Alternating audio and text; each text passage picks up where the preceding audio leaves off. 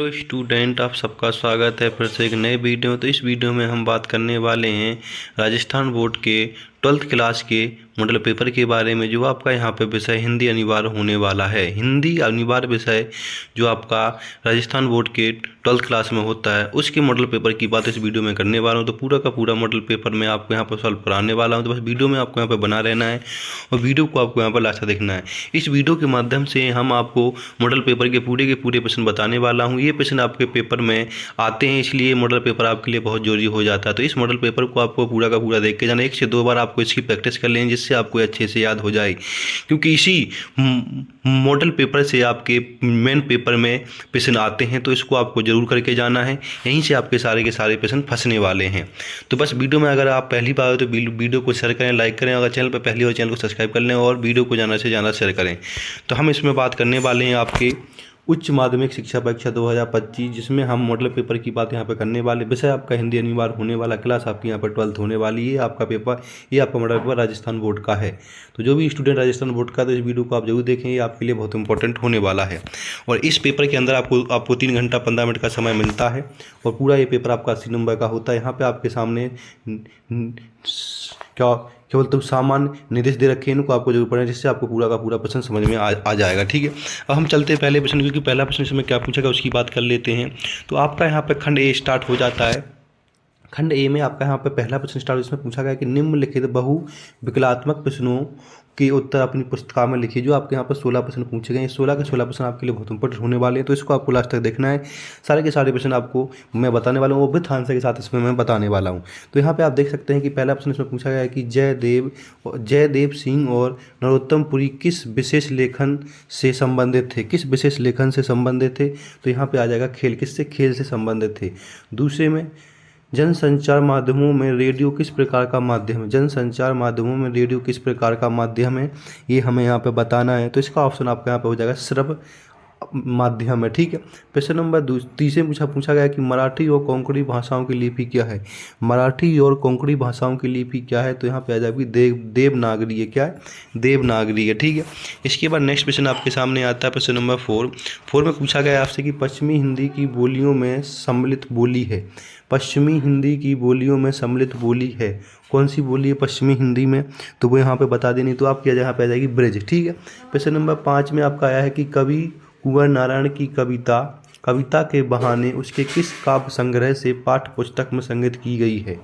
तो प्रश्न नंबर 5 देखेंगे तो 5 का आपका यहाँ पे आ जाएगा इन दिनों से। किससे? इन दिनों से। ठीक। प्रश्न नंबर 6 में सूर्यकांत त्रिपाठी निराला की कविता बादल राग किसका प्रतीक है। जो बादल राग है वो किसका प्रतीक है? तो यहाँ पे आपका ऑप्शन आ जाएगा क्रांति का प्रतीक है। ठीक है। प्रश्न नंबर हम यहाँ पर 7 की बात करने वाले हैं। तो प्रश्न नंबर 7 में पूछा गया है कि फिराक की रुबाई किस कवि के वात्सल्य की सादगी की याद दिलाती है। सादगी की याद दिलाती है। तो यहाँ पे ऑप्शन आ जाएगा बा, जिसमें सूरदास जी की। किसकी? सूरदास जी की दिलाती है। प्रश्न नंबर 8 की बात कर लेते हैं। प्रश्न नंबर 8 में पूछा गया कि भक्तिन पाठ साहित्य की दृष्टि से किस प्रकार की विधा है। किस प्रकार की विधा है? तो यहाँ पे आपका ऑप्शन आ जाएगा संस्कारात्मक रेखाचित्र विधा है। ठीक है। यहाँ पे ये आपका सा ऑप्शन हो जाएगा। 9 में पूछा गया कि शेर के बच्चे की उपाधि किसे दी गई है। शेर के बच्चे की उपाधि किसे दी गई है? तो यहाँ पे आपका ऑप्शन आ जाएगा चांद सिंह को। किसको दी गई? चांद सिंह को दी गई है। प्रश्न नंबर 10 में आपसे पूछा गया, 10 की हम यहाँ पे बात कर लेते हैं। तो प्रश्न नंबर 10 में पूछा गया है कि शीरीष के फूल नामक निबंध हजारी प्रसाद द्विवेदी की किस काव्य संग्रह से लिया गया है। किस काव्य संग्रह से लिया गया है? तो ये आपका यहाँ पे हो जाएगा ऑप्शन सा आलोक पर्व से लिया गया। किससे? यहाँ पे नहीं, सॉरी, यहाँ पे आपका ऑप्शन हो जाएगा 10 का आपका ऑप्शन यहाँ पे ये 10 का ऑप्शन हो जाएगा आपका ए, जिसमें आपका कल्पता लिखा है, इससे लिया गया है। प्रश्न नंबर 11 में बाजार दर्शन नामक निबंध के रचनाकार कौन है। तो प्रश्न नंबर 11 में ऑप्शन आपका हो जाएगा जैनेन्द्र कुमार है। कौन? जैनेन्द्र कुमार है। प्रश्न नंबर 12 में आनंद कौन सी कक्षा में पढ़ता था। आनंद कौन सी कक्षा में पढ़ता था? तो वो 5वीं कक्षा में। ऑप्शन दा हो जाएगा आपका। ठीक है। इसके बाद नेक्स्ट प्रश्न की बात करें। नेक्स्ट प्रश्न आपका यहाँ पर 13 आ जाता है। प्रश्न नंबर 13 में पूछा गया है कि यशोधर बाबू किसे अपना गुरु मानते थे। यशोधर बाबू किसे अपना गुरु मानते थे प्रश्न नंबर 13 में। तो क्वेश्चन नंबर 13 में ऑप्शन आपका बाज है, जिसमें किशन दा को मानते थे। ठीक है। क्वेश्चन नंबर 14 में जूझ पाठ के लेखक को शिक्षा से पुनः जोड़ने में किसका योगदान था? जूझ पाठ के लेखक को। तो क्वेश्चन नंबर 14 में आपका आ जाएगा ऑप्शन आज, जिसमें लिखा हुआ कि दत्ताजी राव देसाई द्वारा। ठीक है। इसके बाद क्वेश्चन नंबर आपका यहाँ पे 15 आ जाता है। क्वेश्चन नंबर 15 में आपसे पूछा गया कि सिंधु घाटी सभ्यता मूलतः थी। सिंधु घाटी सभ्यता मूलतः थी, क्या थी? व्यापारिक थी, औद्योगिक थी, क्या थी? तो यहाँ पर आपका ऑप्शन आ जाएगा खेतीहार एवं पशुपालक थी। ठीक है। क्वेश्चन नंबर 16 में पूछा गया कि अरे ए वेडिंग एनिवर्सरी वगैरह सब गौरे साहबों के चोचले हैं, कथन किसका है? तो यहाँ पे ऑप्शन आपका आ जाएगा यशोधर बाबू का कथन है। तो इस तरह से आपके पूरे के पूरे यहाँ पे बहु विकल्प प्रश्न मैंने पूरे के पूरे यहाँ पे आपको सॉल्व करा दी गई विथ आंसर के साथ। तो ऐसे ही इंपॉर्टेंट क्वेश्चनों के लिए चैनल पे बने रहें, वीडियो को जरूर लास्ट तक देखें। अब हम नेक्स्ट क्वेश्चन की बात करने वाले हैं। तो नेक्स्ट क्वेश्चन आपका इसमें बनता है रिक्त स्थानों की पूर्ति कीजिए। क्या बनता है? रिक्त स्थानों की पूर्ति कीजिए। जो टोटल आपके यहाँ पर 6 प्रश्न बनने वाले हैं, 6 नंबर के प्रश्न आपके यहाँ पे होते हैं। तो इन सबके आंसर मैं इस वीडियो में बताऊंगा, बस वीडियो को आपको यहाँ पे लास्ट तक देखते रहना है।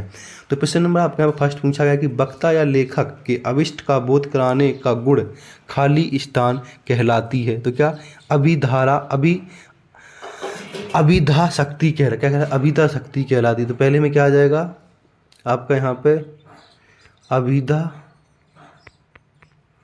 शक्ति कहलाती है। ठीक है। पहले में क्वेश्चन नंबर दूसरे में पूछा गया है डैश शक्ति विविध यामी अर्थ अभिव्यक्ति का सशक्त माध्यम है।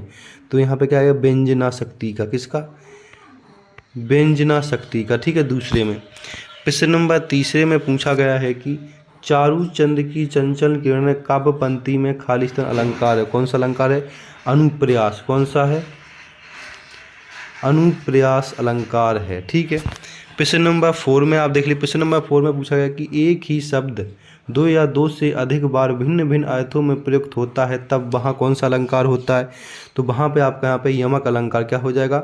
यमक अलंकार होता है। क्वेश्चन नंबर 4 में। क्वेश्चन नंबर 5 में आपसे पूछा गया है कि घोषणा पत्र शब्द के लिए सही अंग्रेजी शब्द परिभाषित कीजिए।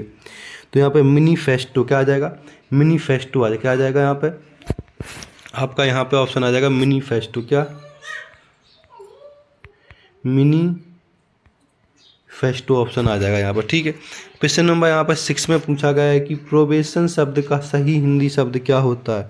तो यहाँ पे ऑप्शन आ जाएगा 6 में आपका परिवीक्षा। क्या आ जाएगा? परिवीक्षा ऑप्शन आपका यहाँ पे आ जाएगा। तो इस तरह से आपके पूरे के पूरे रिक्त स्थान मैंने करा दिए, इनको आपको अच्छे से याद कर लेना है। नेक्स्ट क्वेश्चन की बात करते हैं। नेक्स्ट क्वेश्चन आपका यहाँ पे आ जाता है क्वेश्चन नंबर 3। क्वेश्चन नंबर 3 में पूछा गया कि निम्नलिखित आप पठित गद्यांश को ध्यानपूर्वक पढ़कर पूछे गए प्रश्नों के उत्तर अपनी पुस्तिका में लिखें। अपनी पुस्तिका में लिखें। जो टोटल 6 नंबर के प्रश्न होने वाले हैं, यहाँ पे आपके सामने गद्यांश, इस गद्यांश को पढ़कर नीचे दिए गए प्रश्नों के आंसर आपको यहाँ पर देने हैं। तो जिसमें कौन कौन से प्रश्न पूछे गए उनकी ये बात कर लेते हैं। तो पहला प्रश्न इसमें पूछा गया है कि उपयुक्त गद्यांश का उचित शीर्षक क्या है। दूसरे में भारतीय संस्कृति की कोई एक विशेषता बताइए। तीसरे पूछा गया लोगों ने देश के प्रति श्रद्धा कैसे अभिव्यक्त की है। ठीक है। क्वेश्चन नंबर 4 देखें। क्वेश्चन नंबर 4 पूछा है कि देश की पूजा की एक लाक्षणिक रीति बताइए। 5वें में हजारों तीर्थ स्थानों का जन्म कैसे हुआ। क्वेश्चन नंबर 6 में देश का प्रत्येक भाव पूजनीय कैसे बना। तो इस तरह से तीसरा प्रश्न आपका ये हो जाता है।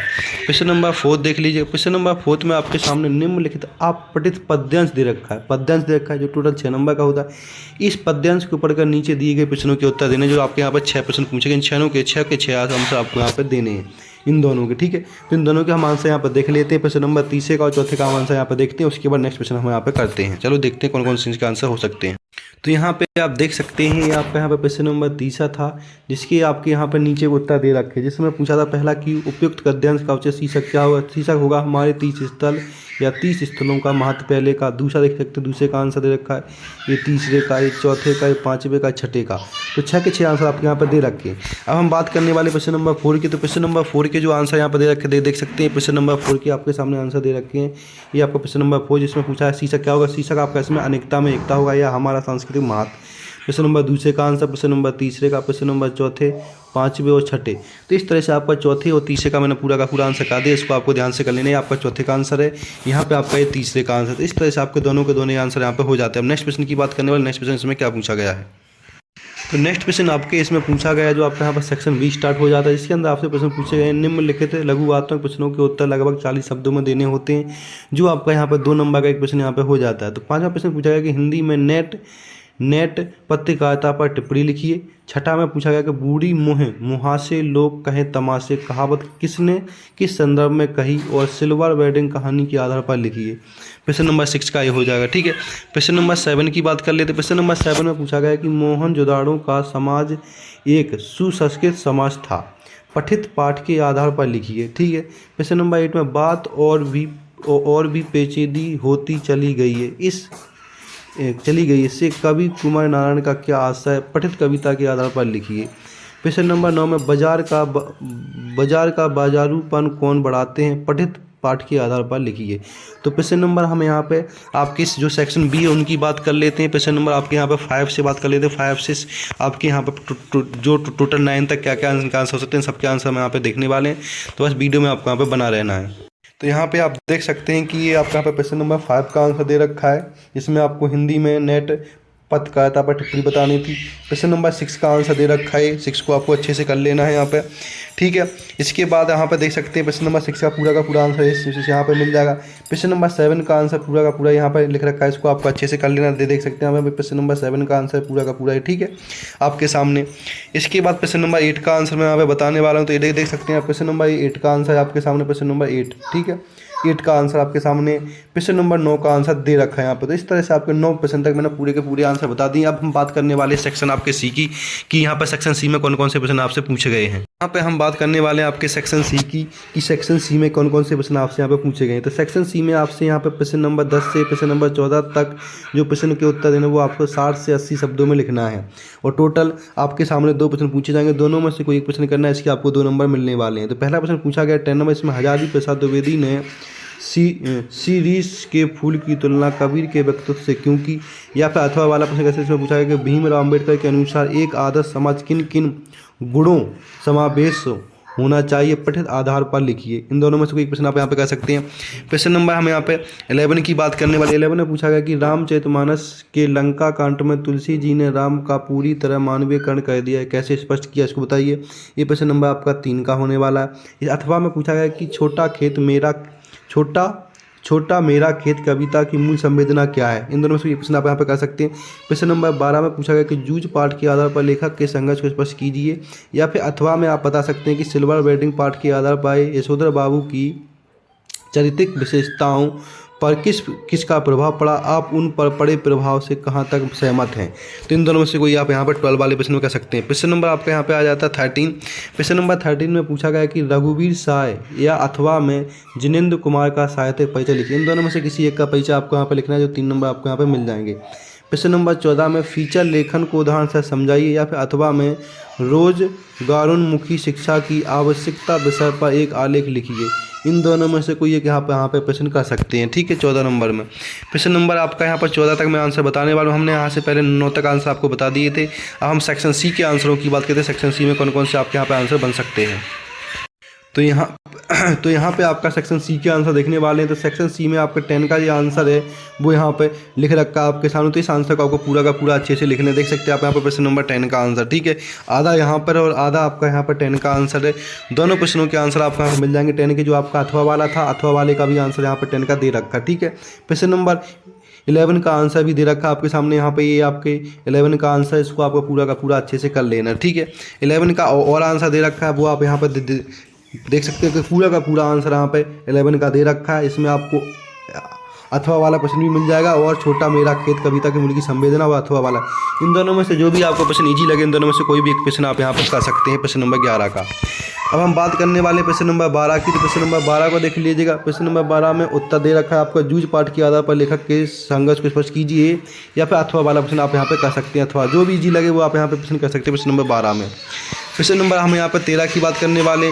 13 में आपसे यहाँ पे कल तो पूछा गया था कि रघुवीर साय अथवा जिनेंद्र कुमार का साहित्यिक परिचय लिखिए। तो यहाँ पे आपके सामने रघुवीर का जीवन परिचय लिखा है, और यहाँ पे आपके सामने जिनेंद्र कुमार का परिचय लिखा है। इन दोनों में से किसी एक का आप यहाँ पे कर सकते हैं। यहाँ पे आप देख सकते हैं कि आपके सामने यहाँ पे ये 13 का दोनों के दोनों आंसर दे रखे, जो भी आपको इजी लगे इनमें से आप कर सकते हैं। और यहाँ पे क्वेश्चन नंबर 14 का आंसर दे रखा आधा, जिसमें फीचर लेखन का बताना था, फीचर लेखन दे रखा है यहाँ पे पूरा का पूरा। यहाँ पे आपके सामने पूरा का पूरा ये 14 का आंसर आपको इस तरह से पूरा का पूरा मिल जाएगा दोनों के दोनों में से, जो भी आप यहाँ पे कर सकते हैं उन दोनों में से कोई एक क्वेश्चन आप यहाँ पे कर सकते हैं। अब हम बात करने वाले हैं सेक्शन डी की, सेक्शन डी में कौन कौन से क्वेश्चन आपसे पूछे जा सकते हैं और उनके आंसर क्या होने वाले, सारे के सारे प्रश्नों की बात हम इस वीडियो में करने वाले हैं।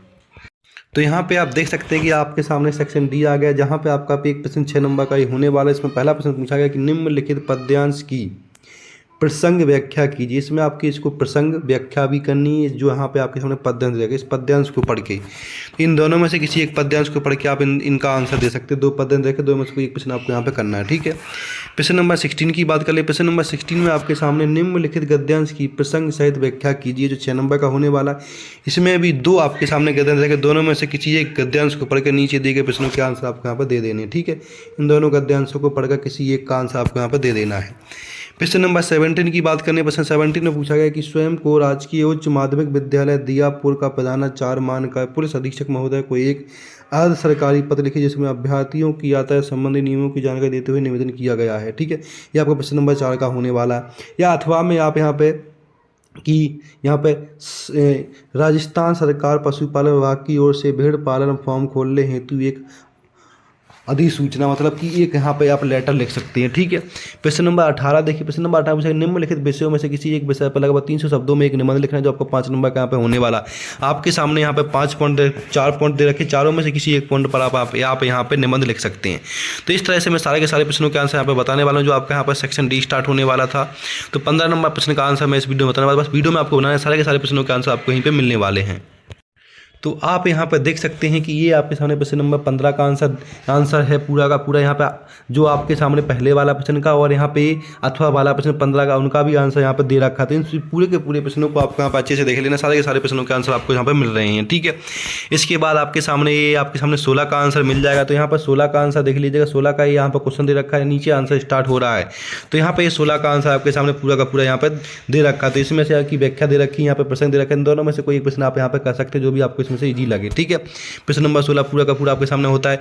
इसके बाद यहाँ पे प्रश्न नंबर आपके सामने 17 दे रखा है, जिसमें आपको यहाँ पे एक लेटर लिखना था। तो ये पूरा का पूरा लेटर इस तरह से आपको लिख देना है। तो इस तरह से आपका यहाँ पर प्रश्न नंबर 17 पूरा का पूरा होता है।